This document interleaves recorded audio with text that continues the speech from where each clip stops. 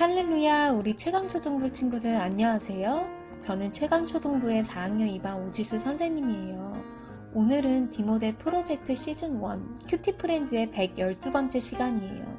그럼 기도로 함께 시작하겠습니다. 하나님 아버지 항상 함께 해주심에 감사드립니다. 오늘 주님이 주시는 말씀으로 하루를 시작하려고 합니다. 깨달을 수 있는 지혜를 주시고 저희 마음속에 은혜를 허락하여 주시옵소서. 예수님의 이름으로 기도드립니다. 아멘. 우리 친구들 먼저 오늘의 제목을 함께 읽어볼까요? 형제와 사이좋게 지내요.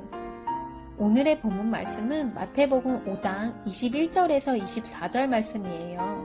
함께 읽어볼까요?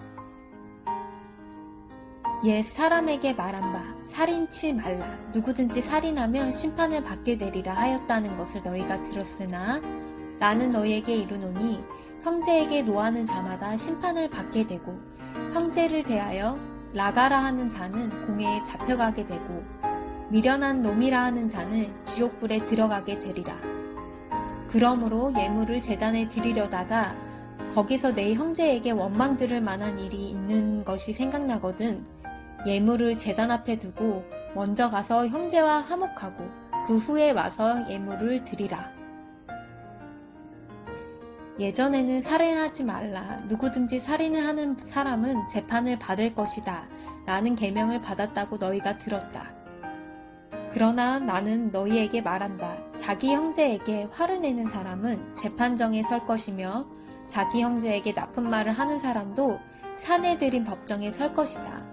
또한 자기 형제에게 바보라고 하는 사람은 지옥불에 던져질 것이다. 그러므로 내가 제단에서 예물을 드릴 때 내 형제가 너에게 나쁜 감정을 갖고 있는 것이 생각나거든 제물에 예물을 놓아두고 가서 먼저 내 형제와 화해하여라. 그 후에 다시 와서 예물을 바쳐라. 자, 이 시간은 생각해줄 시간입니다. 하루는 어떤 사람이 시퍼런 톱을 가지고 씩씩거리면서 자신의 왼쪽 발을 잘라내려고 시도하고 있었어요. 옆에 있던 사람이 깜짝 놀라서 물었어요. 아니 여보시오, 대체 지금 당신 무엇을 하고 있는 겁니까? 그 사람은 심쿵둥하게 내뱉었어요. 보면 모르시오? 나는 지금 내 왼쪽 발을 잘라내고 있소이다. 이유를 묻는 상대편에게 그는 또 이렇게 답변했어요. 아 글쎄 이 왼쪽 발이 그렇게 주의를 주었는데도 오늘 또 오른쪽 발을 밟지 않았겠소?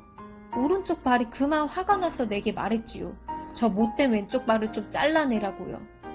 그런데 우리는 전부 오른쪽 발하고 친하거든요. 그래서 이 버르장머리 없는 왼쪽 발을 내가 지금 잘라내려고 그러는 겁니다. 미쳐도 단단히 미친 사람이에요. 이 사람은 왼쪽 발도 자기 몸의 일부라는 사실을 까맣게 잊어버리고 있는 것이에요. 때때로 우리가 무의식 중에 혀를 씹을 때가 있어요. 이때 그 어느 누구라도 이빨이 좀 실수했다고 해서 그것을 떼어내버리려는 사람은 없을 거예요. 자신의 혀이기에 아픈 것을 참아야 해요. 그 아픔을 전체가 다 함께 괴로워하면서 혀가 입은 상처를 치료해줘요. 그리고 앞으로는 혀를 씹지 말라고 이빨에게 다짐할 뿐이에요. 우리 몸 중에 필요하지 않은 것은 없어요. 발은 다리를, 목은 머리를 지탱해줘요. 인간관계도 마찬가지예요. 도움이 되지 않는다고 쉽게 등을 돌리거나 무시해서는 안 돼요. 우리는 그리스도의 몸된 교회를 이루고 있는 지체들이에요. 믿는 이들끼리 나는 나고 너는 너다와 같은 말이 성립될 수가 없어요. 싫든 좋든 우리는 이미 그리스도 예수 안에서 한 몸이 되었기 때문이에요. 예수님께서는 오늘 본문에서 살인하지 말라는 계명을 전하시며 형제에게 화를 내거나 나쁜 말을 하면 심판을 받을 것이라고 말씀하셨어요. 화는 마음으로 살인하는 것으로 욕설을 내뱉는 행위도 화가 표출되는 모습이에요. 그래서 주님께서는 만일 제단에 예물을 드리려다가 관계가 좋지 않은 사람이 생각난다면 돌아가서 그 사람과 화해한 후 예물을 드리라고 하셨어요. 형제에게 화를 내고 나쁜 말을 하는 것은 마음으로 살인하는 것이기 때문이에요. 사실 하나님께만 예배드리며 모든 것이 회복되는 것처럼 느낄 때가 있어요. 하지만 다른 사람을 용서할 마음이 없다면 하나님께서는 그 예배를 합당하게 여기지 않으세요. 형제에게 화를 내거나 나쁜 말을 하는 것이 살인과 같다는 예수님의 말씀을 보며 어떤 생각이 드나요? 친구들은 예수님의 한없는 은혜와 사랑으로 용서받아 주님의 자녀가 되었어요. 또한 하나님의 한없는 은혜로 말미암아 거룩하신 하나님께 예배를 드릴 수 있는 예배자로 서게 되었어요.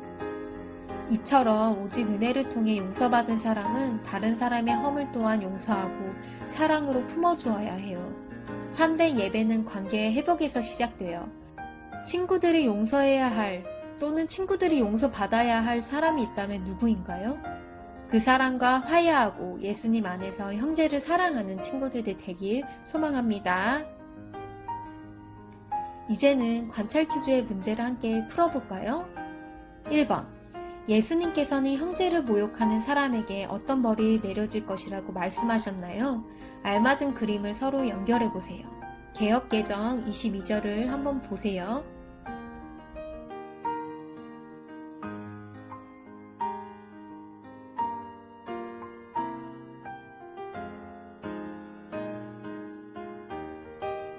정답은 이것입니다.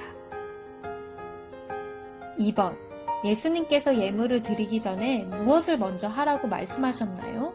쉬운 성경 24절을 한번 확인해 보세요.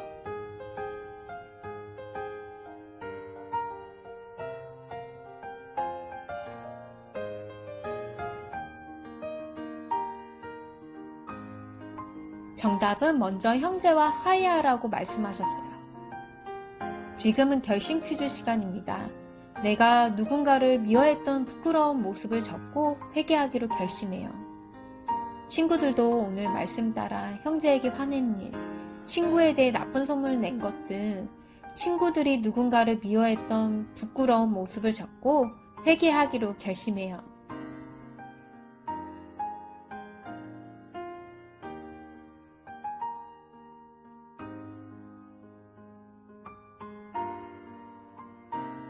자, 그러면 이제 기도로 오늘 큐티 프렌즈를 마치도록 하겠습니다. 사랑의 하나님, 오늘 말씀을 통해 예수님의 한없는 은혜와 사랑으로 용서받아 주님의 자녀가 된 우리는 다른 사람의 허물 또한 용서하고 사랑으로 품어주어야 한다는 것을 깨달았습니다.